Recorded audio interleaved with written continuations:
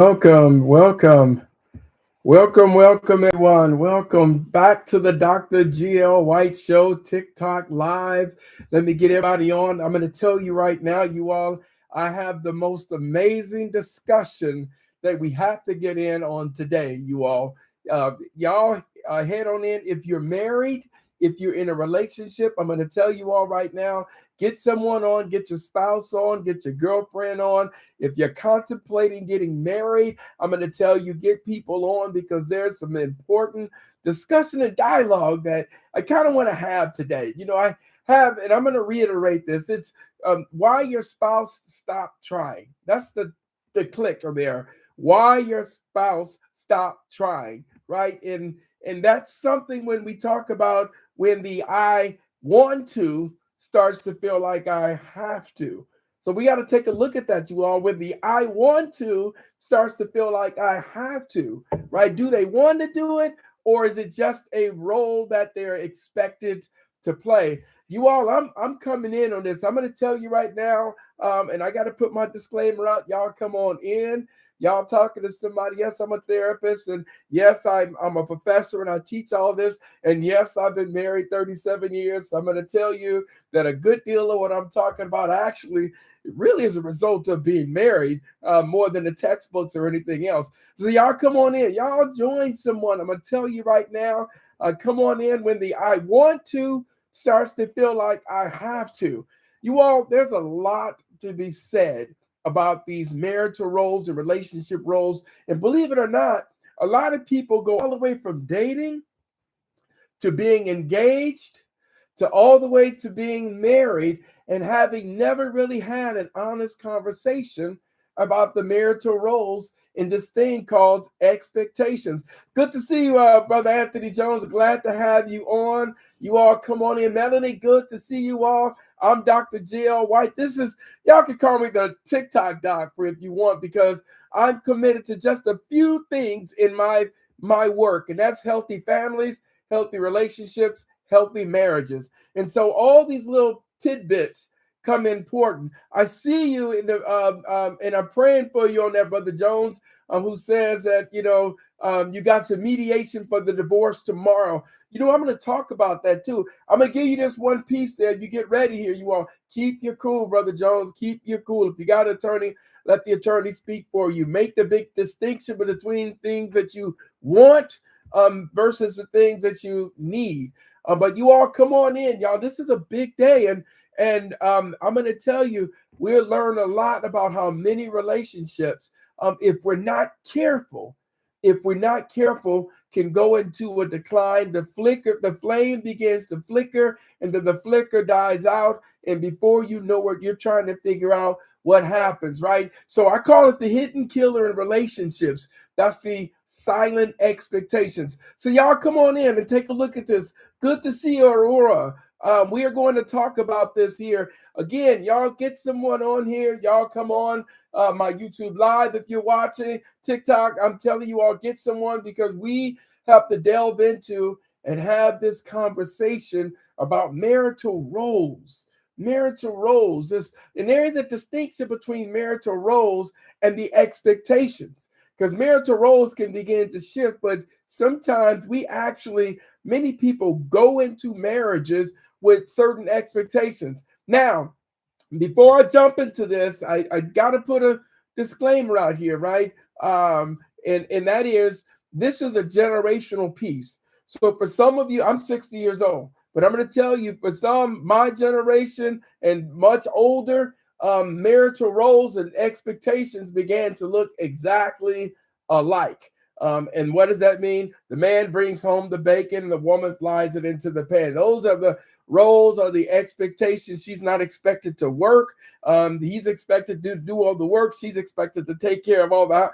These are things that we have learned about on social media, that we've watched on television. We've done all this. But for me, today I'm talking about something that's every married couple experiences, and that's the difference between. And I'm going to say that I put it just like this: what we expect our spouse to do, and what we want them to do from the heart. Let me say that again: what we expect our spouses to do, and what we want them to do from the heart. And so I'm going in on this because I think this is really important.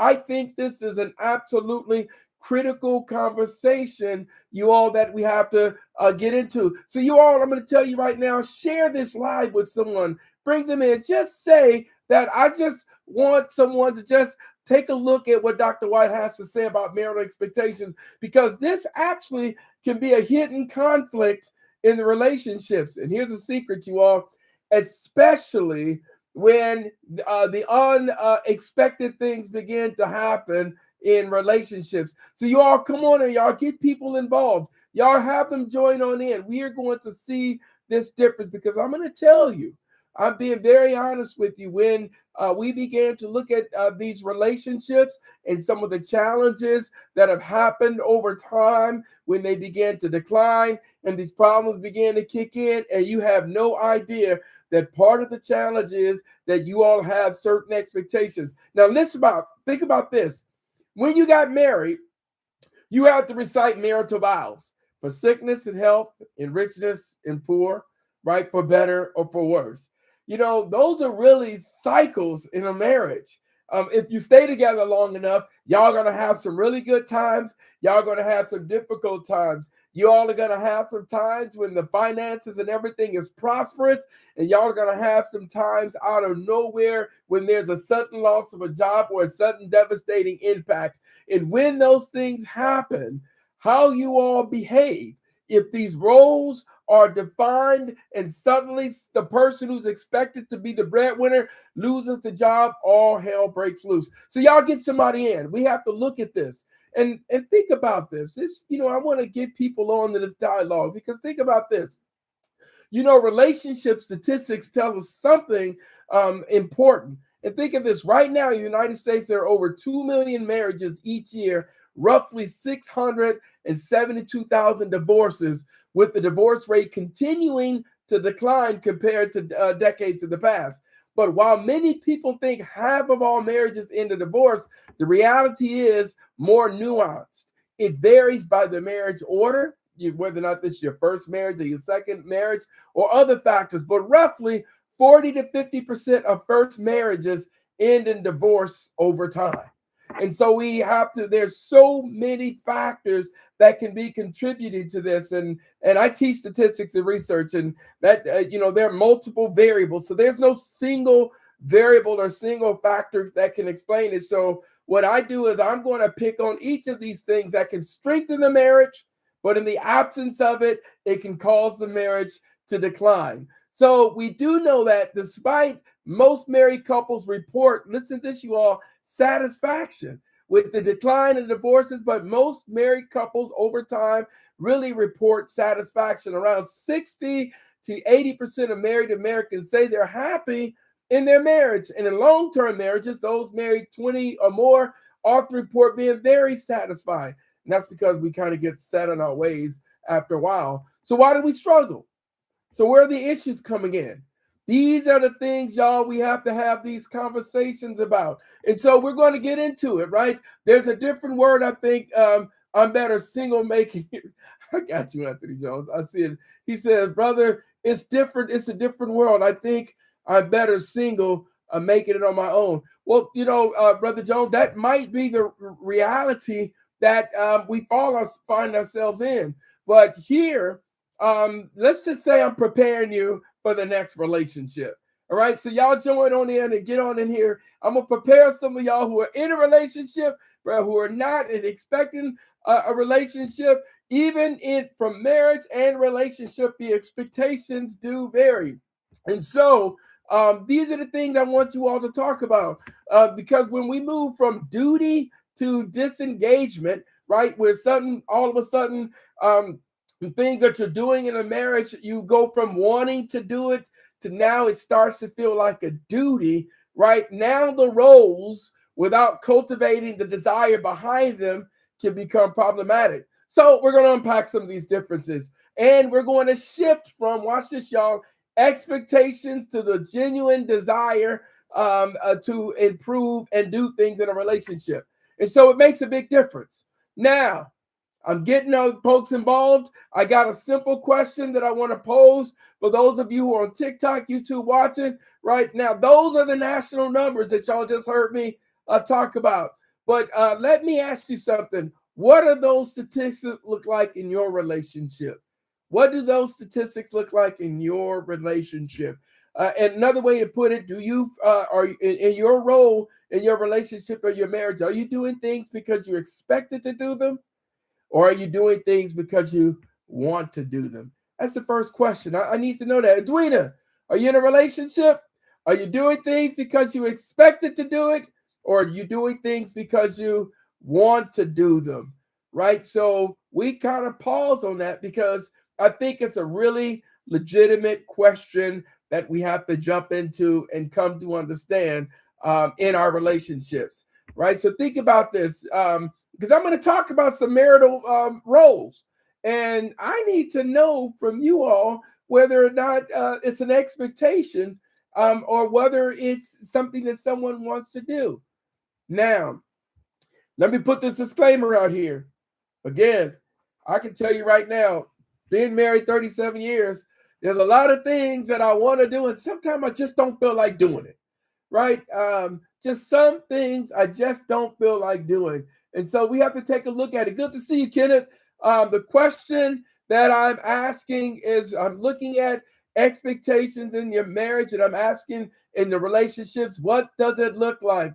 Do you do things in your relationship because you want to, or do you do things in your relationship because you're expected to do it?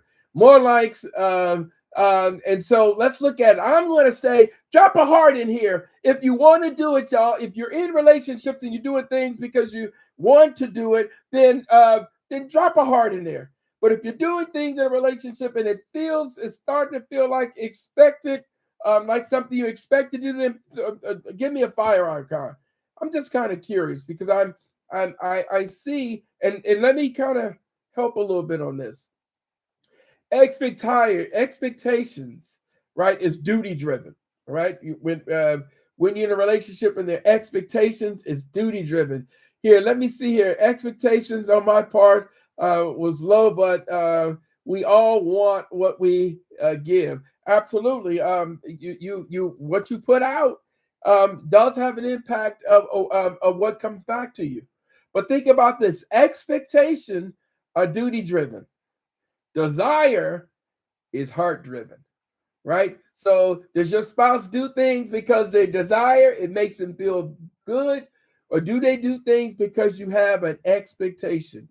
And I'm telling you all, the difference here can impact relationships, and the difference here can impact marriage. So we have to jump into it. We have to really take a good look at what this looks like. So y'all let me know, is this an expectation? Or you're doing it because you naturally desire to do it. I'm going to push that because if you're not having that conversation with your loved one, that saying, baby, some of the things you want me to, it's starting to feel like an expectation. And really what you're saying is there's a risk of me losing the desire to do it. Right. So me taking care of my yard, I desire to do that.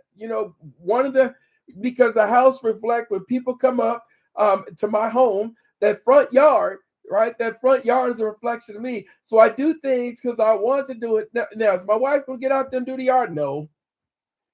No. Is she expecting me to do it? Yes.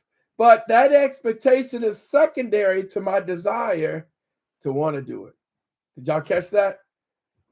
Her expectation of me doing the yard is secondary to my desire to want to do it, right? So that's a big difference there, y'all. Don't get lost on that, because if the expectation supersedes your desire, then there's an imbalance. This is when it becomes problematic. So I'm giving y'all that little hint right there, right off the bat. So let me know what it looks like in your relationship. Or do you feel like this is a desire, or do you feel like it's an expectation? That's an honest question. It's an honest question that you have to take a look at in this piece here. So these differences here becomes problematic because in this just I'm engaging you all because I don't want to just lecture. I don't want to just speak on this. I want to hear from you. I want to know what it looks like. And believe it or not, for those of you watching, your comments is going to help someone else who's in a relationship, right? Beyond what I got to share, but love to hear what you have to say. I see you, Brandon. Tell me what you think, man. Is it an expectation or the things you do in your relationship? Is it out of expectation or is it out of desire? Is there any point when the things that you do out of desire, the expectation gets in the way, right? And so we take a look at those things and move towards understanding. Let me give you an example here. Let me see. Let's talk about financial support, right? Wait a minute. What we say here? Can we do things because we simply like to do them without being asked? That's the point. That's the point right there. See, we do things because we want to. That's the healthiest thing right there. X was independent. She wanted, but I do the man stuff first. Okay, that makes sense. But here, what I'm getting at, and C actually just touched on a good point here because C raised the question: why can't we do things simply because we want to? That's the desire, and I can mirror this conversation expectation versus desire. Similarly, I was raising the question about helping you all understand the difference between respect in a relationship and appreciation in a relationship. And where I was saying, realized and made to believe that expectations, respect is the most important thing to have in a marriage and in a relationship. And I've been on a manhunt to get people to stop thinking that respect is the most important thing in a relationship because the thing better and greater than respect is appreciation. Appreciation connected to the conversation we have today. Appreciation means that I'm doing things because I want to do them, right? And so if I decide to redo the garden or I decide to clean up the house or in a certain way that I normally have, it's not that I'm expected because I desire and I get excited. And it's a degree of happiness when I see perhaps how happy my wife might be from something that I've done. So am I expected to wash the car? No. But I wash the car, I get it washed in the morning, right? Before she leave, or make sure the car is warm before she leaves out of the house. That's because I want to do those things, right? What we see here, that's the best way to desire to do stuff. You're absolutely right. And again, Anthony, these are the things that we look back on, right? The relationship that's coming to an end could very well be the precursor to another relationship where you get it right, right? So we take a look at this. So financial support. Here's a very tricky. Here's a very a tricky piece in relationships. Is that financial support? We have the fundamental belief that the man says it's my job to pay the bills. That's an expectation. But the desire is I want our family to feel secure and stable. So you see how the language is different? So what that means is that if you have an expectation that the man is the breadwinner, I want y'all to understand the problem here, right? In how society dictates this. If you have the expectation that the man must be the breadwinner, then what happens when the wife starts making more money than the man? Does disharmony begin to occur in the house? That's why we got to be careful with these expectations. What if my partner cooks better than I do? Shouldn't he just do the cooking and keep me out? Yes, absolutely. Let me tell you this. See, I come from a whole family of cookers. I can bake. I'm gonna tell you that right now. I can bake and I can build a fence at the same time. I need to say that I can bake, but I'm gonna tell you, my family's out of Monroe, Louisiana. You look up them Hartwell men in Monroe; they all cook, right? And so, absolutely. But this is why I see. I love the point that you raised because we get ourselves in these social constructs. And then all of a sudden, he might be a chef or he might like to cook, right? You might cook, but he might like to cook better. These are the roles, right? I have a really good friend. His wife is obsessed about the yard. She does the yard. But here's the problem, y'all. People will drive by, see her in the yard, and say, she got a husband or she got a man. Why he got her doing the yard? And every time he have to explain, that's her thing. It ain't my thing. He said, I ain't grew up in the yard cutting grass. That's how she do it. She grew up on a farm. So this is what happens. So sometimes these marital expectations that I'm talking about, you all, sometimes these marital expectations are these social constructs that we put in the way. And when we put them social constructs in the way, and some of us even go into that, we can't judge. I like that. So, but this is the point I'm making. So even when it comes to cooking, you're supposed to cook dinner.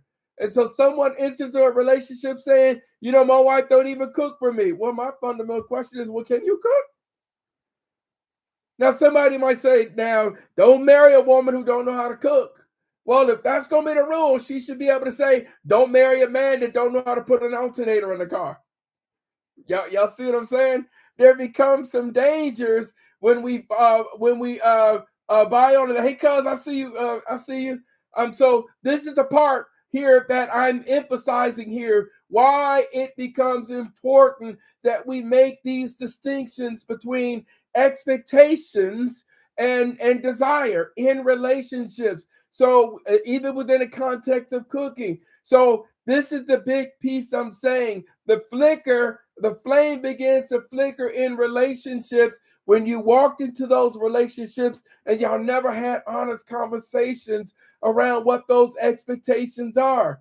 Right now, my big brother, right? I love my big brother. And when he started dating 40 years ago, I was when he got married. But my sister-in-law, I watched my sister-in-law put brakes on their car, right? So I didn't know how to do that. My brother didn't know how to do that. My father wasn't with us to kind of show us that. But my sister-in-law knew how to put brakes. So my brother would have to get in the car and pump the brakes, and we sat in awe. Y'all with me? So was that role reversal? Is there something wrong with that? Do we diminish him because he at the time at 22 didn't know how to do the brakes, but my sister-in-law did? And so these marital expectations, the relationship expectations, I'm telling you all to please be careful. It's okay to have the roles. I'm the man of the house. Someone asked me that once before, and I was like, yes, I'm the man of the house. Absolutely. But sometimes the man is down. When I'm sick and I had COVID, and I was in that hospital and I lost all that. No, I wasn't a man in the house at the time. As a matter of fact, I think every time I'm sick, that role versus. But again, y'all, I'm telling y'all, I'm talking 37 years together. So I'm helping you all understand that. So we are looking at some of these expectations that we have been socialized to buy into. Here's another one: yard work or home maintenance. The expectation, the lawn is your responsibility. Again, I want our home to look and reflect as on me and our family. So me doing the yard is a reflection of the family. So this is the part, you all, that I'm saying that I'm pushing. So the question I have is, well, what are the expectations in your relationship? Right? What are some of the expectations that you have? Let's say if you're dating or you're interested in getting, what are some of the expectations that you have of the man, if you're not in a relationship, or if you're in a relationship, what are some of the expectations you have of him? I mean, literally expectations. And what are some expectations that you would say a man should have of you? And let's examine whether or not those expectations, those roles are fluid, right? So I'd like to hear that. I'm very kind of curious because, once again, we buy into that stuff, and I think it becomes problematic. So I am just going to, I know I might be hitting home with some folks, but we have to take a look at it, right? So what are those expectations? You don't, Anthony said, don't have any expectations. You won't get disappointed. Well, it's a natural thing to have expectations. We can't, it's unnatural to not have expectations. You wake up with expectations every day. But certainly behind, in front of expectations, sometimes there's a want. So, Anthony, Brother Jones, I could say, well, then what are the wants in a relationship you would have? And again, I'm saying that completely understanding, right? That it can change. Love Dreams, I see you. I'd love to bring you in. I'm gonna start bringing folks in on next week because I'm kind of curious. But let me hear your thoughts, y'all. Put them in the comments. Put them in the comments about your relationship expectations. How do they show up? And I think that's a really good question, right? So we have to learn from this, and we have to really kind of pause and take an honest inventory of how these things show up. So if you have expectations, tell me what they are. And it started like this. I expect my man to X, Y, and Z. I expect the woman to dot dot dot and fill it in because we'll take a look at it and we'll examine it. And again, for those of you who are in counseling, you might find this could be very well some of the issues that you all could run into. And I'm telling you, the secret to it all is being mindful of the things that you expect of your mate. If you can have that as an expectation, but that expectation should be secondary to their want. Y'all follow me what I'm saying there? That your expectation, I'm gonna say this, you all, expectation is a really hard word. Maybe we ought to soften it and say things I would like, right? So even things that you would like in a spouse or things you would like in a mate, that might be a little bit better. But even that, I see you, Kingfish.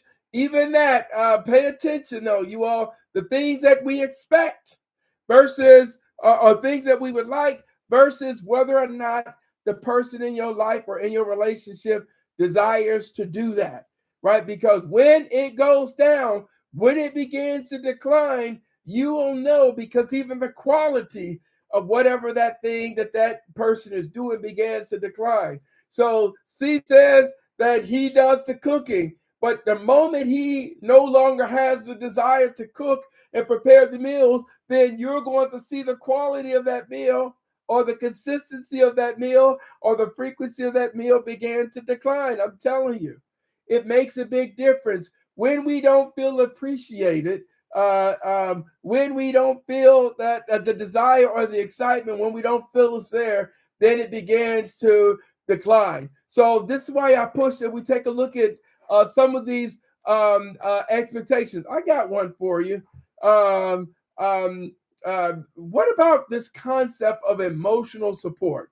All right. So here's the difference between an expectation around emotional support versus a desire.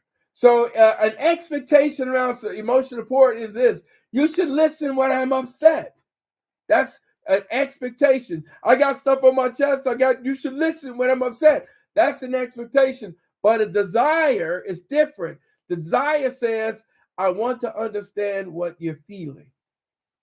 Did y'all see that? So the different one checks a box, the other builds intimacy.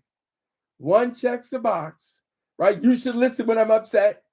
The other builds intimacy. I want to understand what you're feeling, right? So it makes a big a difference in that. So that's why we want to hear, what do you got? What are your expectations in relationship? What are the expectations around emotional support? Is it more important to be right or to be understood? There's the difference there. Is it more important to be right in a relationship or to be understood? This is where these expectations versus desire comes into place. And so we take a look at it, and this is what I want to push around relationships. Y'all, I'm telling you, expectations and desire even shows up in matters of intimacy. Even in matters of intimacy. Here's a good example of sexual intimacy. Expectation. We haven't been intimate, you owe me one, right? Desire, I want to connect with you physically and emotionally. So, what's the difference? Expectation breeds resentment, right? We haven't been intimate, you owe me, breeds resentment. Desire, I want to physically connect with you. Desire builds passion and safety. So where are you at in that? Even within your sexual intimacy, the question there is: it expectation? Even around your intimacy, is it expectation or is it desire?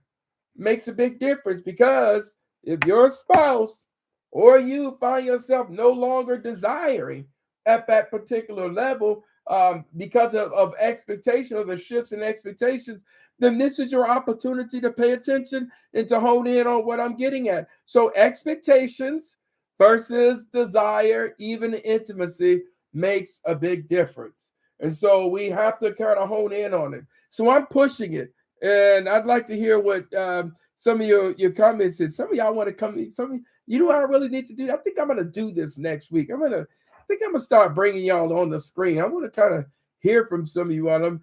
Y'all slow to put the comments on, but everybody want to be brought in. So we're gonna take I'm thinking I'm gonna do that. I'm on so that y'all know. Every Tuesday night, 6:30. Every Tuesday night, 6:30 p.m. You have to understand, I go live 6:30 p.m. Eastern time.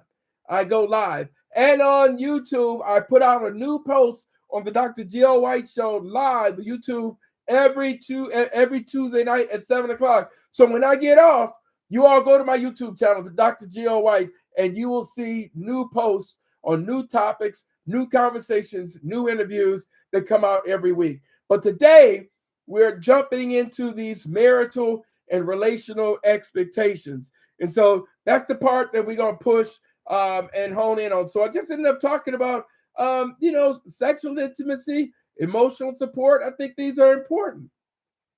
So what are your thoughts? If you really think about it, these expectations, desires, they even show up around issues of childcare, right? You're the mom, you're the dad, you handle it, right? You the mother. That baby crying, you take care of it, right? So there's the expectation. The baby crying, mama take care of it, right? When it comes to all that, that's the expectation, right? And so when you say that versus desire, right? I want to be actively involved in raising my child. Two separate things.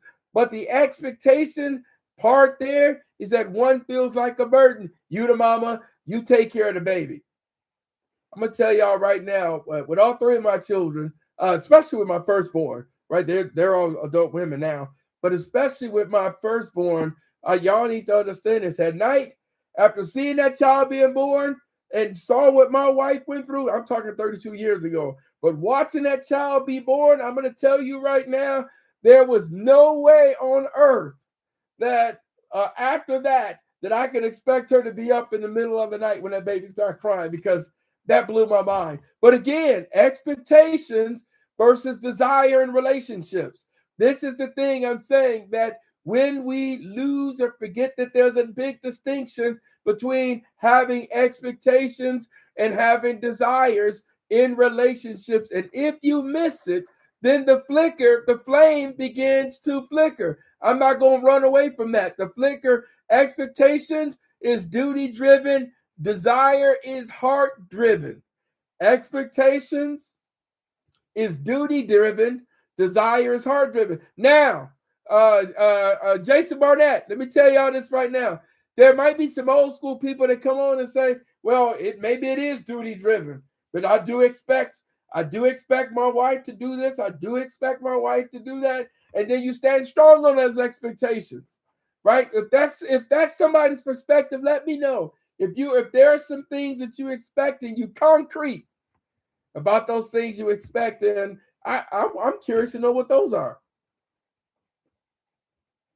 I'm curious to know if someone on here have some hard expectations in a relationship, and if they're hard expectations, I want to know what that looks like.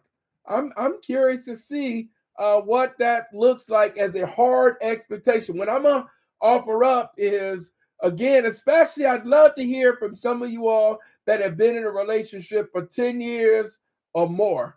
For 10 years or more. If you've been in a relationship for 10 years or more, then let me know what it looks like. Now, like I said before, there does come a point.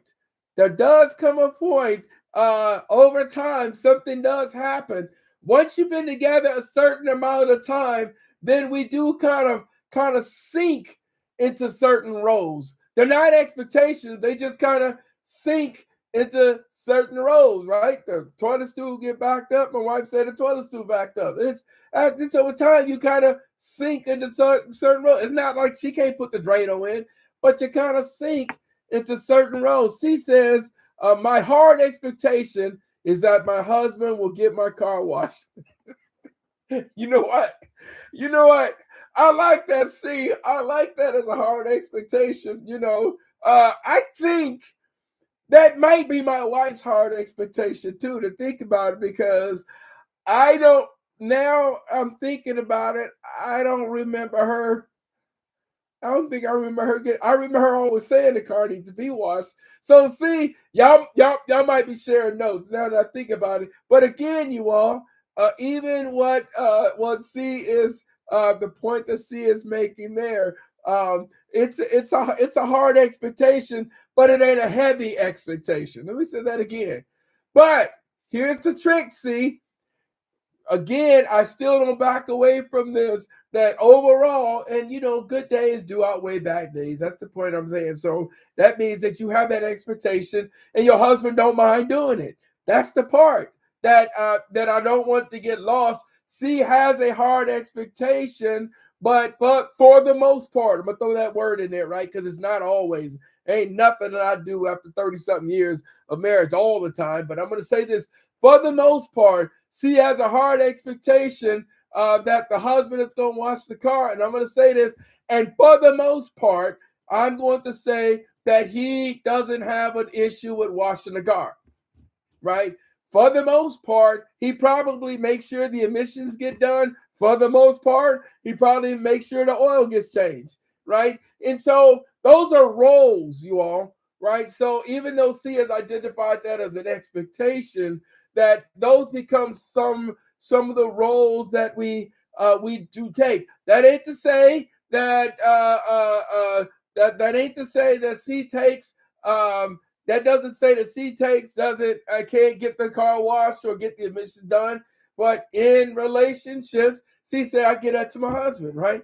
And it might be the cooking. So, but again, the thing that we're not going to lose here is things that happen out of desire. That for the most part, the person, your spouse, or the person to which you're joined with doesn't mind doing it, doesn't have an issue with it. Rarely there are some occasions they may not want to do it, but the truth is that even some things that they don't want to do, what it really looks like is that they don't want to do it right now, but they understand. So again, these are roles, and so they're not as harsh, they're not as concrete. But I'm going to tell you, the problem is that if the expectation is so harsh and so concrete, that if the person you expect to do it doesn't do it or doesn't want to do it, and then it don't get done, then that's where the emotional, the relational issues began to take place. So take, for example, a caring for the children. If you have a concrete expectation that anytime that diaper needs to be changed, that's the woman's job, and that's a concrete expectation that I ain't gonna change it, I can guarantee you that that's gonna cause challenges in a relationship. But again, like I said, these are the things I'm saying, that when people are in the relating and getting to know each other stage, these are things that become very important. So on my YouTube channel, I have the whole discussion. Y'all got to go to the Dr. Jill White Show. I have a whole discussion on YouTube around dating, mating, and relating. And the part that I talk about, and I'm going to connect this to these expectations, but I need y'all to go check it out on my YouTube, right? Is that I said dating, you can date as often, as frequent as you want. Mate, you can mate as often and frequent as you want. But relating is held hostage by time. It's the one thing that you can't rush. Why is that connected? because relating is things that we get to know about each other. And part of what's important in relationships and getting to know people is having understanding of expectations. Some of the expectations in their relationships. I see you, Philly. In that, you know what? Let me see if I can bring this person in here. Ah, ah, doesn't work. Huh.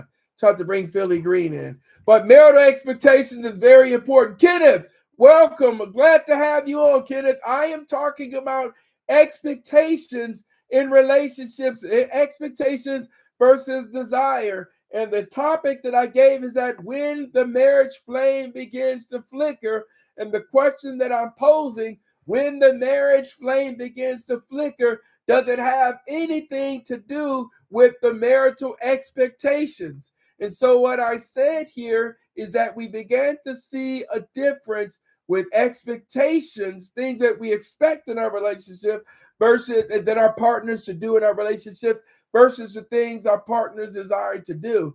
That means, are they doing it because they want to do it, or are they doing it because you expect them to do it?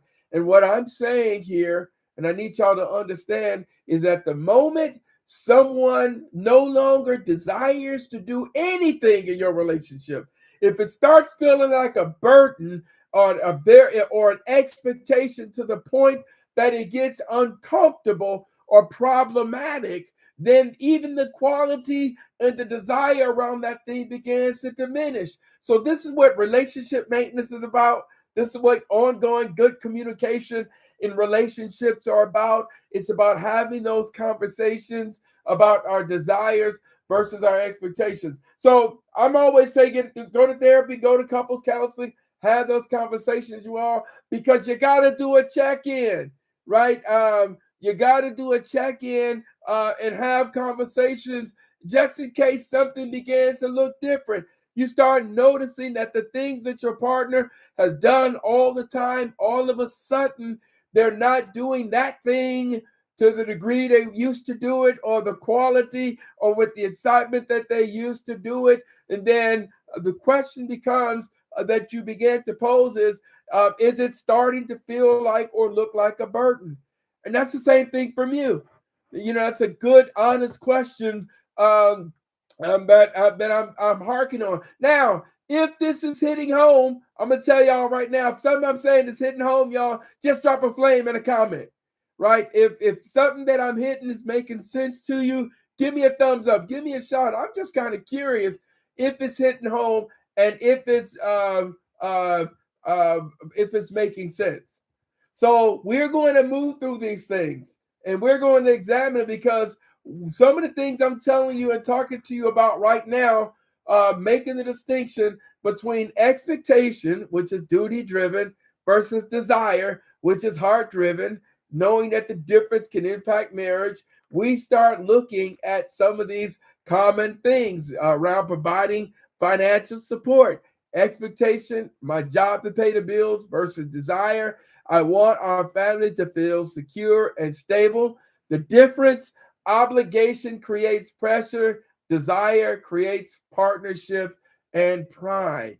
Y'all see where I'm going? Even in meals, I want to cook, or I enjoy nourishing my family. Again, one feels like it's transactional, the other feels loving and intentional, loving to see my family eat well.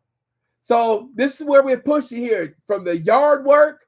The same thing, brothers. I'm gonna say it as well. Taking care of your yard, taking care of those cars. You know, I do it because you can have the expectation. I do it because it's my responsibility. But it can also be a desire. I want it because I want my home to look good and reflect us as well. And I want to make sure that my spouse don't break down on the side of the road. And so we're doing things that we're paying attention. One, even in that regard, is the yard work and maintenance or taking care of the car. One is a duty and it maintains the property. The other is a desire to build and shape pride and create safety. So y'all see where I'm going in these pieces here. So I'm challenging and inviting everyone to take a serious inventory on the differences between the expectations in your relationships versus those things to which you desire in the relationship. So I'm kind of curious to know where we are on that. Take a look at it. I'm gonna give y'all another one: cleaning the house. Right? It's your turn to clean the house. It's your turn to wash the dishes. Right? These are expectations. Years ago, I had a friend who was in a relationship, and I went over his house, and it blew my mind. On their refrigerator, they had a schedule. Him and his spouse had a schedule on whose turn to wash the dishes each night. And I walked in, I said, Negro, y'all acting like roommates or siblings. I ain't never seen nothing like that in my life. In a relationship. Well, it's not my turn to wash the dishes. My God. Cleaning the house. It's your turn to clean it. Expectation. Desire. I want our space to feel peaceful, warm, and welcoming. So one, again, obligation creates what? The scorekeeping. Right? Your turn, my turn, his turn, their turn. But desire creates a shared ownership in the relationship. So these are the things we do. Even and I got another one here. Again, expectations versus desire in relationships. Oh, here's another: planning the date night. Somewhat the expectation. Spouse can say you never plan anything in a relationship. You'll never plan date nights. Desire, on the other hand, is I want us to stay connected and excited about each other, so let's go out. Y'all see the difference in the language? So one of the things I'm hope you all are seeing here is that the language, right, how we communicate things is very important. That desire language can put people on defensive, right? You never plan anything. Defensive. Desire, I want us to stay connected and excited about each other. Let's do something. One is pressure. One is the other. The other is more welcoming and encouraging and more intimate.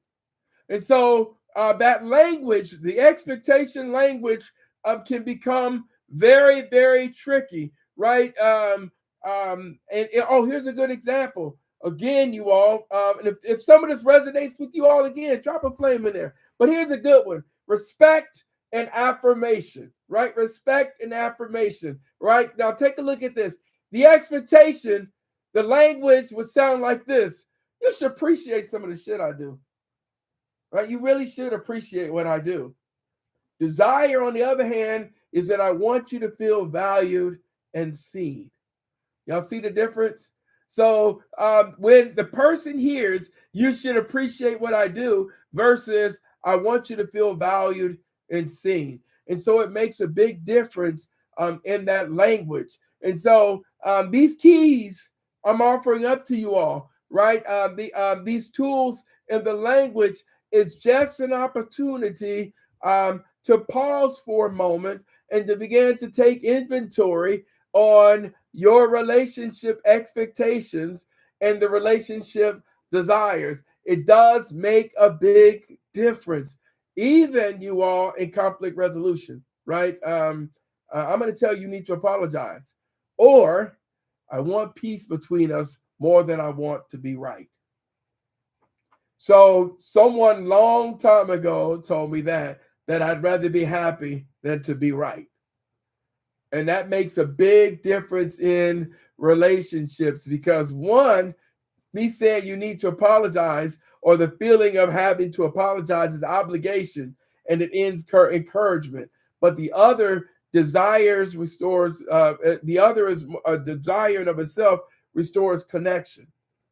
And so the sense of ownership, the sense of recognizing and realizing that I can do better. So I've given you all 10 examples in that regard of expectations versus desire in relationships. And that's the stuff that I want us all to hone in on. That's the stuff that I want us all to begin to pay attention to, because I absolutely believe that your role in marriage, when your role in the marriage begins, or relationships begins to feel like obligation rather than choice, we have issues. And so These are some things I'm inviting everyone to pay attention to. And if you like what I said, drop a heart in there. I'd like to hear it. Number one. Number two, everything I'm talking about, again, you all, you get a chance to go to the Dr. Jill White Show on my YouTube page, and you will definitely begin to see the difference, right? I'm on here every Tuesday night, 6:30 p.m. Eastern Time, providing you lives focused on building and strengthening families, relationships, and marriage. I think it's absolutely important that I step into this world to provide this sense of